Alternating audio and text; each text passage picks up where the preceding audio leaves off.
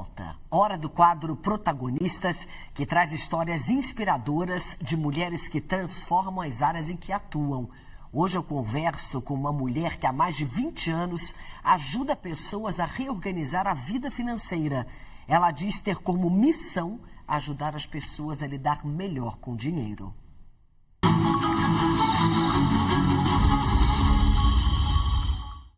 A protagonista de hoje é Ana Leone, CEO da Planejar, Associação Brasileira de Planejamento Financeiro. Ana é uma das vozes mais influentes do país quando o assunto é educação financeira. Com quase 3 décadas de mercado, ela se especializou em um ponto crucial e muitas vezes ignorado: o comportamento das pessoas diante do dinheiro. No mundo das finanças, claro, números importam, mas decisões importam mais ainda. E entender o comportamento por trás do dinheiro talvez seja hoje o maior diferencial. Ana, muito obrigada por ter aceitado o nosso convite. Muito obrigada, um prazer estar aqui batendo esse papo contigo. Quem é Ana Leone? Nossa, bom, vamos lá, né? É difícil essa pergunta, né? Essa pergunta, já começamos bem.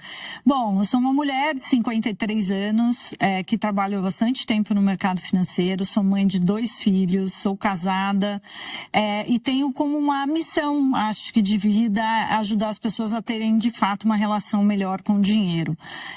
Foi a partir do entendimento da importância disso na minha vida que eu entendi a contribuição que eu poderia fazer na vida dos outros também. Então, acho que isso é o meu resumo muito curto. Por que as pessoas têm tanta dificuldade em falar de dinheiro? Tem uma questão emocional aí? E o brasileiro tem mais dificuldades do que outras pessoas ao redor do mundo? Olha, todas as nossas decisões econômicas, elas são baseadas nas emoções. Eu costumo dizer assim, eu sei teorizar muito bem sobre o dinheiro dos outros, mas quando as minhas decisões são colocadas na mesa, eu tenho as mesmas dificuldades. Porque o que a gente está falando quando estamos falando de uma decisão financeira? A gente está falando de erros, de acertos, da sensação de potência, de impotência.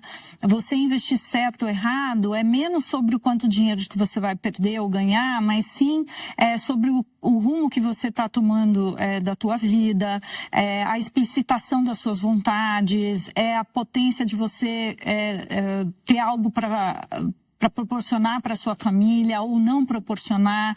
Então, a gente baseia muito as nossas decisões financeiras nas emoções. E nós não somos preparados para tomar decisões. A gente poupa esforços para tomar decisão. Sempre decisões são muito difíceis, né? Eu quero o amarelo ou o verde. Então, você sempre tem uma renúncia quando você opta por alguma coisa. E não é diferente quando a gente está falando das nossas decisões financeiras. Todo mundo tem dificuldade de lidar com o dinheiro, né? As aflições financeiras, elas independem do tamanho do bolso, elas independem da geografia, elas independem da idade. A gente aprende a lidar com isso. Muitas vezes nós somos forçados a aprender a lidar com a nossa vida financeira, mas é uma dificuldade que todos nós sentimos. Quando a gente compara, por exemplo, o brasileiro de outros, né, dos americanos ou dos japoneses ou de algum país da Europa, o que a gente percebe é uma maturidade diferente na relação com o dinheiro, muitas vezes uma maturidade diferente da economia, alguns tabus que lá existem e aqui não existem, ou vice-versa. Então, aqui a gente sempre foi ensinado que falar de dinheiro é feio, a gente não olha a prosperidade de uma maneira muito positiva. Em outras culturas, isso já é lidado de uma maneira melhor, então a meritocracia ela é olhada de uma maneira mais positiva. Temos culturas que privilegiam a poupança ao invés do consumo. Aqui nós privilegiamos muito mais o consumo do que a poupança, porque a gente não consegue colocar nas redes sociais o que a gente poupa. A gente consegue colocar nas redes sociais o que a gente consome. Que a gente compra, né? Que a gente evidencia. Então essas são as diferenças, mas no fim todos somos seres humanos que temos as mesmas aflições e que elas podem ter maior ou menor grau, a depender do contexto social que você vive, da economia que você está inserido, mas é algo que todo mundo padece em alguma medida. E quais são as soluções para isso? Você apontou vários problemas, né? Onde as pessoas erram mais. Como solucionar esses erros, entre aspas? Olha, primeiro que, assim, tem muitas pesquisas super interessantes que mostram que são questões muito físicas, né? A gente sente aceleração cardíaca quando a gente está abrindo um extrato bancário, a gente sente vergonha quando a gente tem, quando a gente está endividado, a gente tem queda na produtividade. Então, saber disso, entender que esta é uma questão que ela traz desconforto, eu acho que é o primeiro passo. Porque a gente, o tempo inteiro, né, nos dizem que não, você tem que cuidar disso sozinho, você tem que estudar a respeito, e é um tema muito difícil. E quando a gente pensa na vida financeira, a gente tem que dar uma fragmentada nisso. Não existe um blocão chamado vida financeira. Existem várias dimensões que a gente precisa endereçar. Então, quando a gente também olha o bicho grande, do tamanho que ele é de verdade, muitas vezes a gente fica com a sensação de impotência. Então, uma das soluções é dar um passo de cada vez. Leva tempo, é um processo educativo e que ele também precisa ser dividido. A gente tem que olhar isso dentro da escola, dentro do ambiente de trabalho, dentro do cotidiano das pessoas. Então, acho que é um passo de cada vez, mas dê o primeiro passo. E outra coisa que eu sempre recomendo, busque uma ajuda profissional. A relação do brasileiro com o dinheiro melhorou ou piorou nos últimos anos? Eu acredito que a gente fala mais sobre o assunto. Quando eu comecei a trabalhar com educação financeira, que faz aí, esse ano completa mais de 20 anos, 21 anos exatamente. Ninguém usava essa expressão. Eu me sentia assim, aquelas pessoas, sabe, pregando. Olha, mas vem aqui, deixa eu te contar. E as pessoas, mas o que você faz exatamente? Você dá curso e tal. Então foi um processo de aprendizado, inclusive para mim, né? Eu comecei no mercado financeiro, trabalhava já em instituições financeiras, e é curioso porque eu acho que sempre eu flertei com isso em alguma medida, porque eu sou formada em comunicação social e acabei entrando no mercado financeiro por acaso. Uma área completamente diferente. Então eu precisava compreender as coisas do mercado para consumo próprio e poder interpretar isso para os clientes.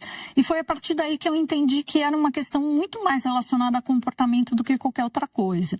E naquela época não se falava em dinheiro, a gente tinha muito menos mulheres investidoras, a gente tinha bem menos produtos. A gente ainda tem menos mulheres investindo do que homens? Sim, sem dúvida. Somos minoria. Qual é o percentual?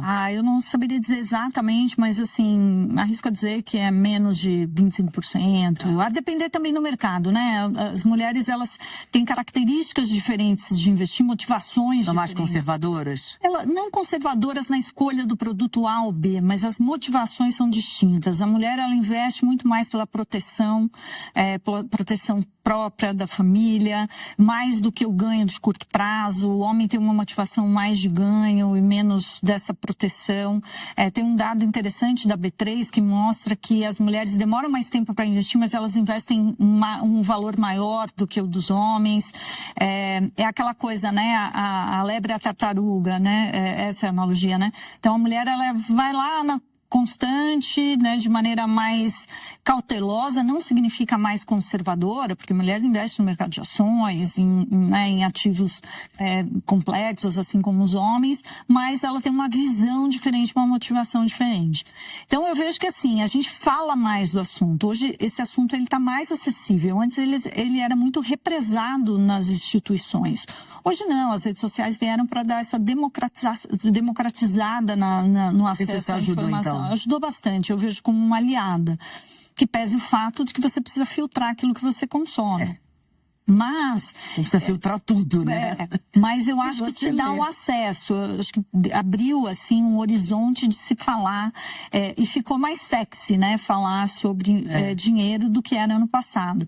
Então, eu acredito, sim, que o brasileiro, ele hoje tem uma relação melhor com o dinheiro, ao menos ele consegue conversar, se interessar, ele é convocado para pensar no assunto, mas não necessariamente significa que a gente mudou a nossa forma de se relacionar. As estatísticas estão aí, a gente tem um nível absurdo de endividamento no Brasil, O Brasil tem uma poupança baixa, se a gente, né, a quantidade de brasileiros que investe é muito pequena, se comparar com outros países que têm a renda per capita menor que a nossa. Então, acho que é um processo de transformação geracional, da gente tentar conscientizar as pessoas que é mais interessante e mais responsável a gente poupar do que apenas consumir. A gente vive um momento de apostas online, de consumo impulsivo. Estamos criando uma geração mais vulnerável financeiramente? Olha, essa é uma questão, acho que, assim, as fraudes, né, o acesso a tudo, ele está mais fácil, como eu disse. Tem o seu lado luz e o lado sombra disso, né? O lado luz é o que falamos e o lado sombra é isso. Hoje tudo está na ponta do dedo. Antes, para você fazer um jogo de aposta, você tinha que ir até uma casa que era não legalizada, um adolescente seria barrado na porta, e hoje está na palma da mão dele, por mais que existam, né, regras, e que é muito difícil dessas regras serem cobertas e olhadas a todo tempo. O consumo igual, hoje em toda rede social você compra por um clique, hoje você nem precisa ir em algum lugar, o consumo está vindo, né, a facilitação de consumo está entrando dentro da sua casa. Antes você tinha que sair de casa para fazer isso. Então há uma exposição maior. E quando a gente fala dessa questão das apostas, eu acho que isso é uma questão de saúde pública. Eu acho que a gente precisa olhar isso com bastante seriedade. Isso tem gerado, assim, eu recebo quase todos os dias nas minhas redes sociais depoimentos que é de cortar o coração, de pessoas que perderam todo o dinheiro. Eu recebi uma mensagem uma vez que fiquei, assim, sem palavras, literalmente, assim. Era de uma professora que me segue e ela disse assim, olha, isso está ficando tão grave que uma aluna minha veio pedir ajuda porque a mãe deixou de comprar um monte de coisa para casa, ela está passando necessidade pelo vício dos jogos. Então, acho que isso, sem dúvida nenhuma, é muito grave e muitas pessoas olham isso. Também existem pesquisas para isso, recentes, feitas pela Ambima, que é a associação que reúne as entidades de mercado de capitais, dizendo que as pessoas olham isso como um investimento. Então, como uma possibilidade de ganho. Muitas vezes acabam acessando aquilo para resolver a vida financeira quando, né, ao contrário, né, elas estão prejudicando ainda mais. Se você pudesse dar um conselho para quem tem problema com essa questão de dinheiro, não consegue guardar de jeito nenhum, qual seria? Procure uma ajuda profissional de um planejador financeiro, de preferência um planejador que seja qualificado, certificado para isso. E aí, quem não tem dinheiro para pagar? Então, essa é a pergunta que todo mundo faz. Mas é a mesma coisa de dizer, bom, eu já estou doente, eu não vou ao médico. Né? Um planejador financeiro, ele vai conseguir te orientar e ajudar você a sair desse caos. Porque quando a gente está dentro de um caos, é muito difícil a gente sair sozinho em todos os aspectos da vida, né? Se você está com a casa toda bagunçada, fala, meu, por onde eu começo a arrumar? Às vezes é tanta coisa que você precisa lidar que aquilo vai te gerar uma paralisia e você não vai conseguir dar o primeiro passo. Então, o conselho que eu dou sempre procure uma ajuda profissional. É possível fazer sozinho? Mas com uma ajuda profissional, sem dúvida nenhuma, o resultado vai ser melhor, porque existe critérios, um processo, existe uma série de coisas que vão, de fato, te ajudar. Não é tão orgânica a organização financeira, ela tem um processo, né? Mas o primeiro passo é você querer sair dessa situação, e eu tenho certeza que todo mundo quer sair, mas muitas vezes não consegue encontrar saída. Existe alguma habilidade específica para quem quer, de fato, ter uma vida financeira saudável? Qual é a habilidade que você precisa ter? Disciplina. Boa. Disciplina. É a única coisa que você precisa. A disciplina, ela é um aliado para tudo que a gente quer conquistar na vida. Se a gente quer conquistar uma saúde, a gente precisa ter disciplina para comer bem, para se exercitar, para dormir bem. Se a gente quer ter uma carreira de sucesso, a gente precisa ter disciplina de estudar, se dedicar e conseguir equilibrar, né, a vida pessoal e a vida profissional. Se a gente quer ter um sucesso financeiro, e aqui leia-se sucesso financeiro, é a gente ter a independência financeira, que nada mais é a possibilidade de você fazer as suas escolhas, você precisa de disciplina, né? Se não fosse isso, o mercado financeiro inteiro deteria todas as fortunas, seriam pessoas que se relacionam muito bem com dinheiro, seriam pessoas que não têm dívidas, investem da melhor forma possível, e não é uma realidade. Então, muito falta disciplina, autoconhecimento. Eu costumo falar dos 3 As, né? E o D da disciplina, que é o autoconhecimento. Então, você precisa ter um autoconhecimento e assim, entender o que é relevante para você, quais são as suas motivações, quais são os seus limites, quais são as suas prioridades, que muitas vezes são prioridades diferentes do teu marido, da tua mulher, dos teus filhos, dos seus pais. Então, o autoconhecimento é a primeira etapa para você entender, bom, como eu sou como indivíduo, o que para mim é relevante, então, isso posto, como é que eu construo isso? E aí, outro A é o autocontrole. O autocontrole, ele é, assim, um instrumento de proteção melhor que a gente tem, né? De você pensar, de você brecar a sua decisão e você elaborar melhor o processo para tomada desta decisão.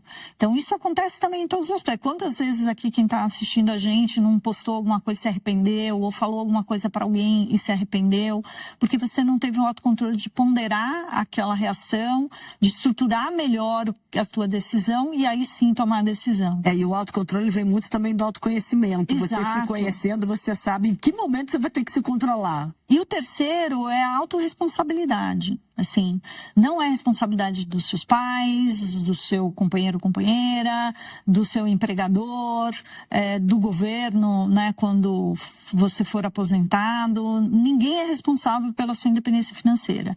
É você. É uma construção individual que precisa de uma ajuda coletiva, mas que isso é muito relevante. Sabendo disso e tendo disciplina, ou seja, paciência, né? O autocontrole também desenvolve a habilidade da paciência. Eu acredito que essas são as competências necessárias. Ninguém precisa entender de investimentos, de bolsa, de instrumentos, de matemática, nada disso. Seja especialista em você mesmo, que eu acho que é o caminho. Ana, para a gente terminar, o que significa para você ser protagonista da sua própria história?